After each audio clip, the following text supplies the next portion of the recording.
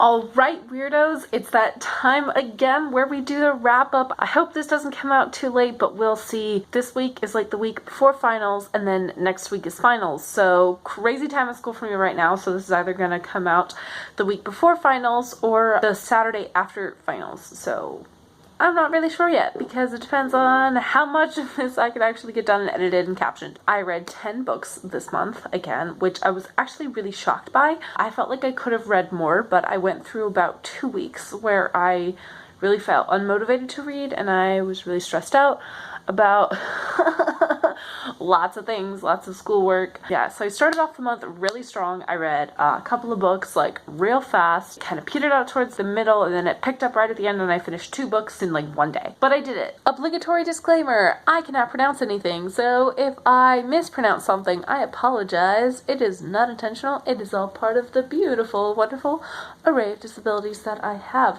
That being said, I will try and make attempts, but we will see what happens. I didn't get a chance to get to all of the books that I wanted to read for this month. Kind of sad about that, but I'm also happy with the books that I did read. I wish I could have gotten to more. But that's just kind of how things shake out. You don't always get to all the books you want to read. I'm doing the same thing that I did last month because I participated in 2 different readathons, the Nonfiction Readathon and the IndigAthon. I will leave timestamps in the description below, so if you are just interested about the books that I read for one of the readathons, you can just read those books because I do these in chronological order. So let's get started on the actual books. Unlike last month where I had notes, I didn't take any notes, which is probably a bad thing. I probably should have done that, but I did not do that, so whoops. The first book I read is Dress Codes, The Meanings and Messages in American Culture by Ruth P. Rubenstein. I didn't hate this book, but I didn't like this book. I'm giving this a solid 3 out of 5 stars because for a while we were talking about clergy and like what the clergy were wearing. So I was like, why are we talking about this? This is literally American culture. I kind of get why, but it gets more into American culture in like the second half of the book, and I enjoyed that part a lot more. But the first part, it was just kind of like, why are we learning about this? This was the first book that I read without an audiobook this month. I did quite a few. I'm quite proud of myself with the number of audiobooks that I read without an audiobook this month. I don't really have much to say about this. I don't necessarily recommend it. I think it was interesting. I don't know if I'm going to keep this in my library yet or not. I think it is definitely one of those things where you reference just chapters. You don't read the whole book front to back. I read Dress Codes for Design. The second book I read was The Road to Dawn, Josiah Henson and the Story That Sparked the Civil War by Jared A. Brock. Oh my gosh, I cannot believe I have not read this book before. I'm giving this I'm gonna give this a 5 out of 5. I'm literally giving these ratings as I'm speaking to you. So give me a second. I'm teetering in between a 4 or a 5 because I really liked it. I thought it was really well written. I don't know if it's my favorite book that I read this month. I did really enjoy it. I feel like it is a really important, very personal story of this man who was so influential to Harry Beecher Stowe. He appears about 4 times in The Key to Uncle Tom's Cabin. I'm very upset at myself that I didn't read this before because it actually helped me shape the way I give my tours at the Harry Beecher Stowe house. I feel like as I read more books about Harry Beecher Stowe and of abolitionism at the time, that's really going to change how I give my tours. I don't really know yet if I'm giving this a 4 or a 5, but it was really good. I liked it, and I recommend it, and it's not that long. It's like, look at all the spacing on it. It's very big print, lots of spacing, so it really shouldn't take you that long, and it's a really good book, and I definitely would recommend this. This was For Truth. The next book I read was They Call Us Enemy by George Takei and a couple other people. Let me pull them out. Justin Eisninger, Stephen Scott, and art by Hermione Becker. I really liked this. I'm going to give this a solid 4 out of 5. I thought it was a nice, quick, easy read. I really love the story that he tells, and I really like how in the end he pulls it towards us, like holds up a mirror to us. And I was like, what are you doing about what's going on right now? You need to do something. We don't want to repeat the terrible things that have happened in history. People should read it. So I would definitely recommend this. I really enjoyed this. Yeah, I really liked the parts in towards the later part of the book where he comes to grips with what happened to him in his childhood and he lashes out at his family members because he felt like what happened was so unjust. And it's really interesting to see how his parents view some very important people like the Roosevelts, FDR and Eleanor Roosevelt. This does not have an audiobook because it is a graphic novel. Kind of obvious. I believe this one was for voice. The next book I picked up was The Way to Rainy Mountain by N. Scott Normanday and illustrated by Al Normanday, and I really liked this. It was short and sweet, basically all kind of about the author's relationship with his past and trying to get connected to his grandmother like on the reservation. And it also talks about Kiowa. Thank you to Thor Wants Another Letter for yelling at me in my previous video. I really appreciate it. I'm not mad at you at all. Please yell at me if I mispronounce things all the time. I really appreciate it, and thank you for the helpful pronunciation guides. If you want to check out her channel, she is an Indigenous booktuber here on BookTube and was one of the hosts for the IndigAthon along with Etu Brody. So I will leave their information in the description box below. So if you want to check them out, I highly encourage you to. It kind of has these three voices of the myths, which I found were very interesting, the history, and then the author's personal connection. There's 30 voices on a split page like this, and sometimes they don't always connect, which kind of got a little bit confusing to me, which was frustrating. So yeah, I'm going to give this a solid, very, very solid 4 out of 5. I think that if there was more seemingly connection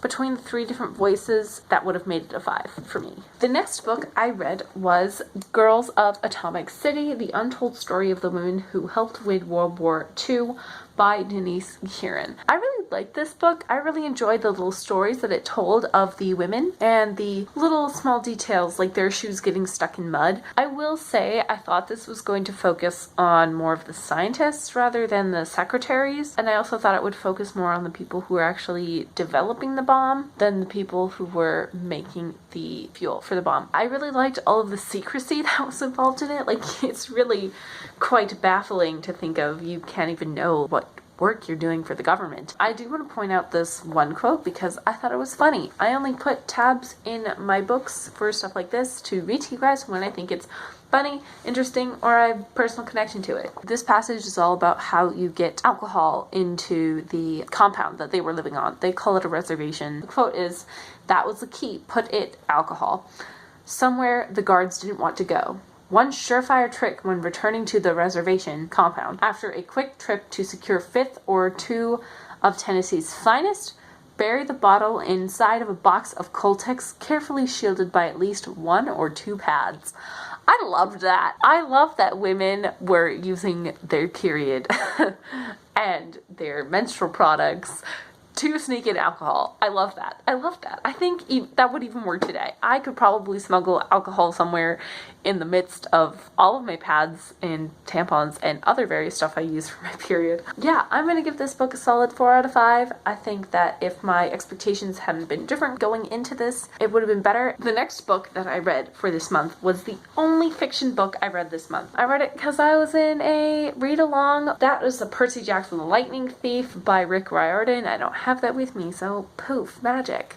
I really enjoyed this book. I forgot how much I love it. I love how creative the title names are.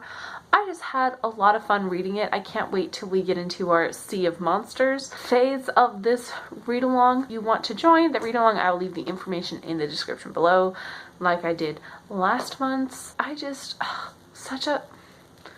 I love this story. I forgot how much I liked it. And for a while I was like, I'm not gonna reread them. And I'm so glad I'm rereading them. I don't know why I was such a butt about rereading them. I really like Percy Jackson and I read it on audiobook. I really like it. I think the audiobook narrator does a really good job. I'm gonna give it 4 out of 5 because I really liked it. Actually, no, scratch that. I'm gonna give it a 5 out of 5 because I really liked it. It's just such a blast from the past.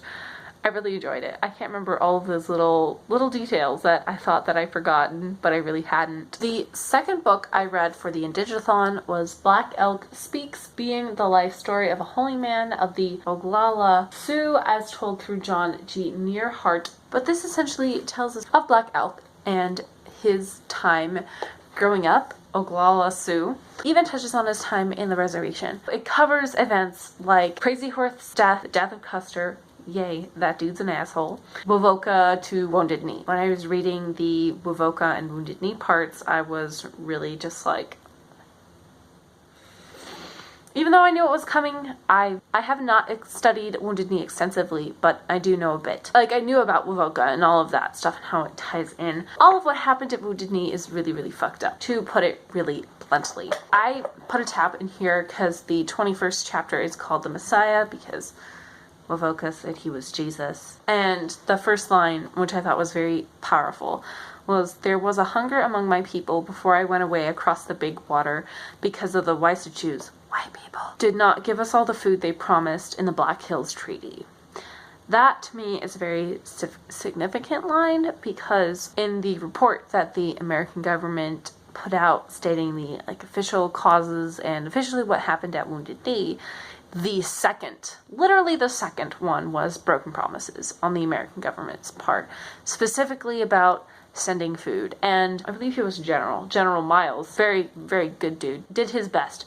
Poor soul, poor dude. He's basically the only white person, in my opinion, besides Mooney, in the story of Wounded Knee that is somewhat redeemable. All the other white people in that story are complete trash, in my opinion. Anyway, I've got a lot of feelings about Wounded Knee. I'm very passionate about it. I actually recounted the entire story at the Thanksgiving tapes. We can't ignore the history of Native Americans at Thanksgiving. I feel like it's very important at that time specifically to tell Native American stories. So I did. I really liked Elk Speaks. I recommend it. It's an oral history. I recommend it. I will say it might be difficult getting used to the language, specifically because Black Elk swaps out different words that we're not quite used to, such as the Waisachus. But there are helpful guides through this that help you navigate those words. I prefer it with those different words than with words that we would be more familiar with, because it's true to his story, and that's more important, I think, than our comfort. The book I read for sport was Mao's Last Dancer, and for some reason, every time I mention this book to people, they're just like, Mao, as in Chairman Mao, and I'm like, yes?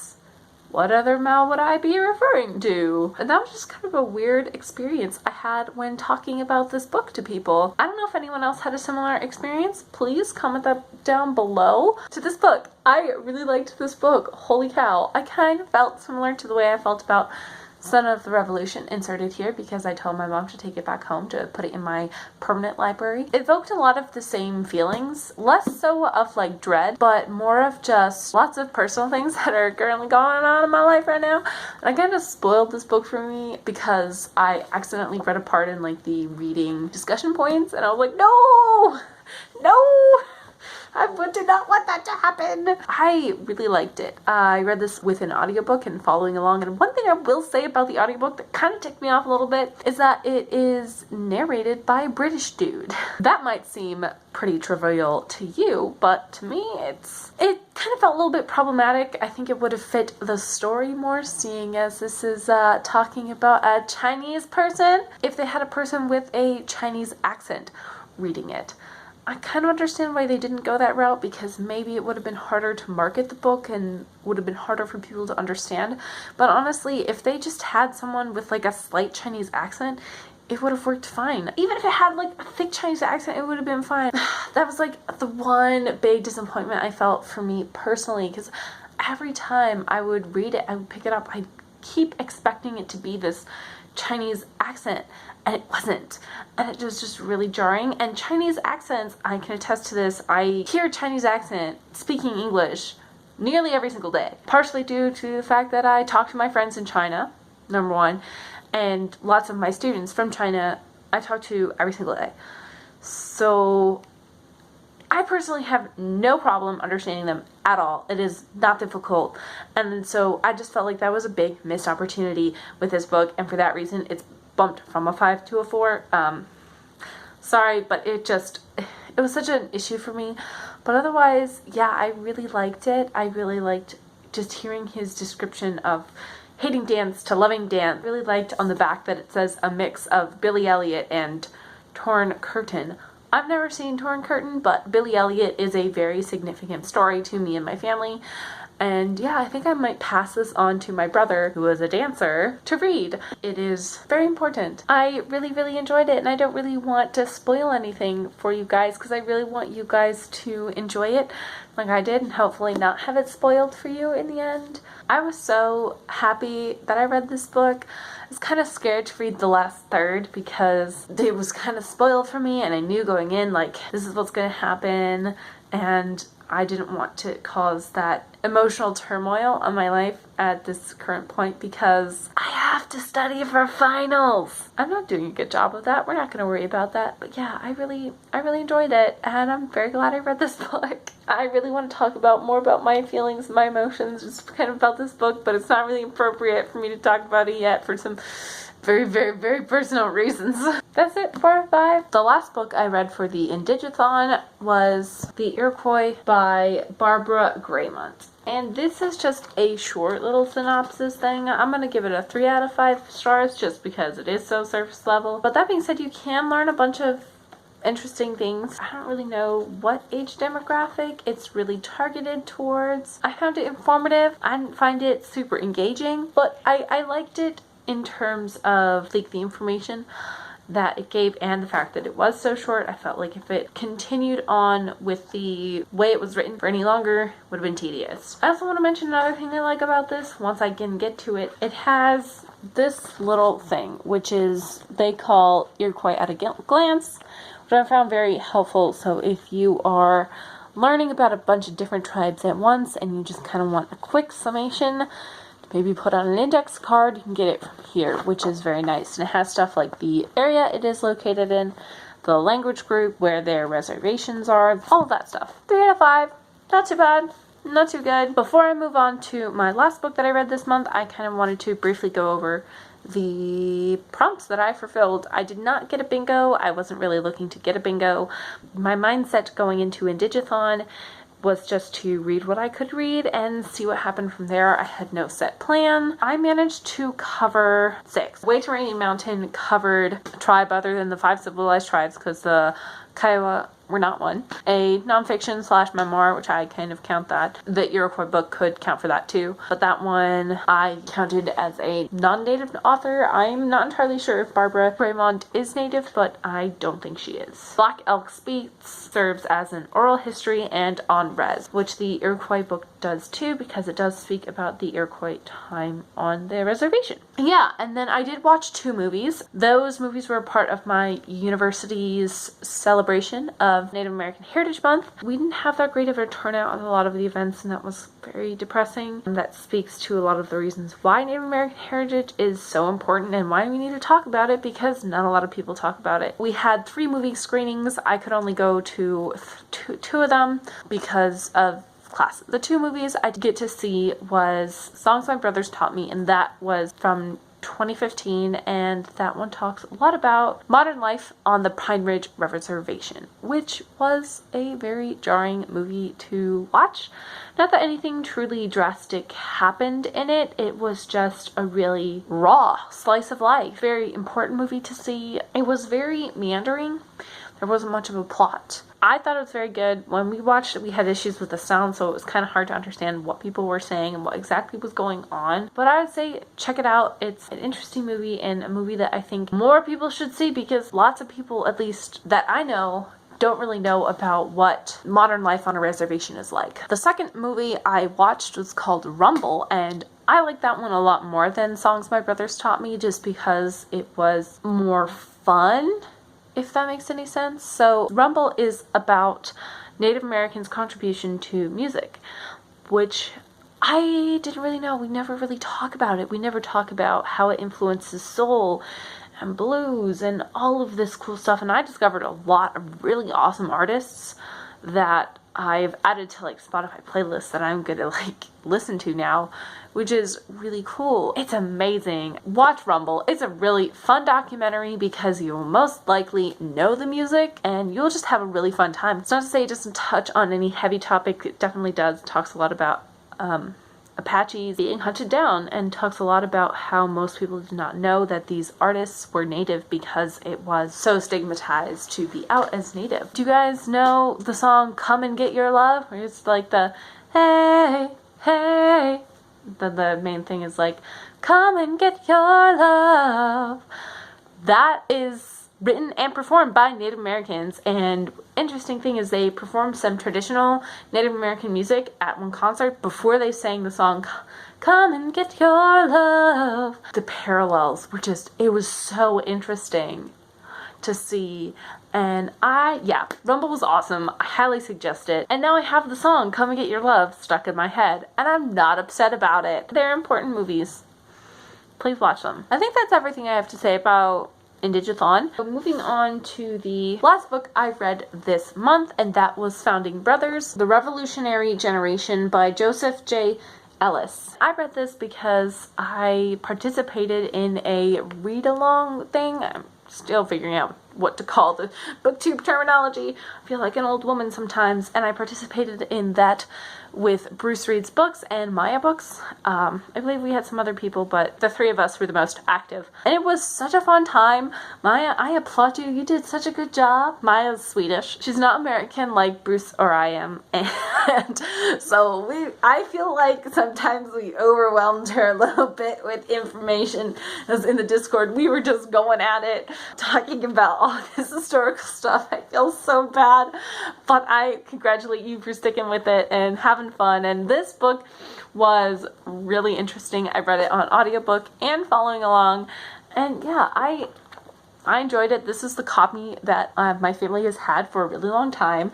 So if you cannot tell, those scribble marks, yeah, me, I did that as a snot-nosed 5-year-old, probably. I have no idea when.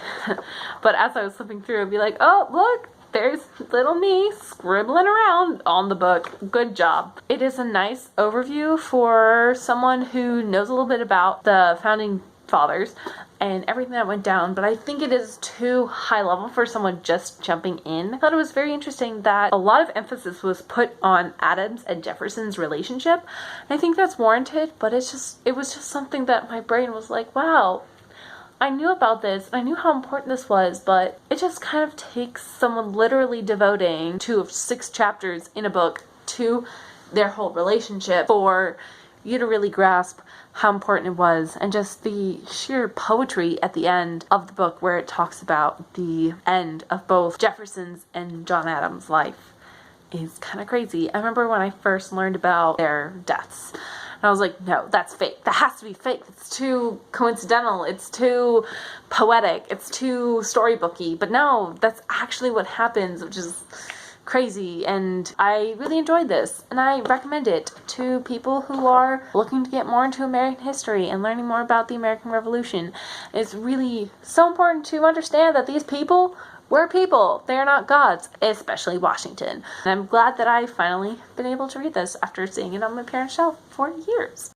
That's it. We are done. That is my wrap up for November. We'll see when this gets out. Thank you guys for watching with me. I should go to bed because it's 3:16 in the morning right now because I hate myself, and I'm not tired at all. I literally have no desire to go to bed. It's my life. I don't sleep. It's fine. I'll probably watch YouTube videos until my brain is exhausted, and then I will go to bed, or maybe I'll watch Psych. I started rewatching Psych with my brothers while they were here in Cincinnati for Thanksgiving. They still don't know about my YouTube channel.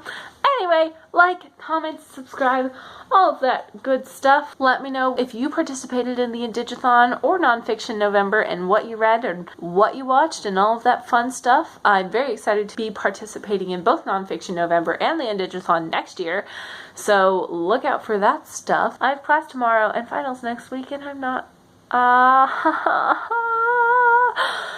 It's fine. It's fine.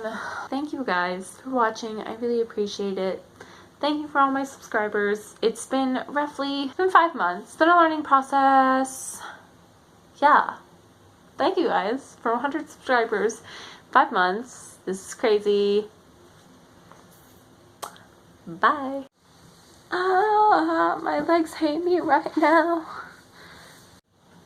We good?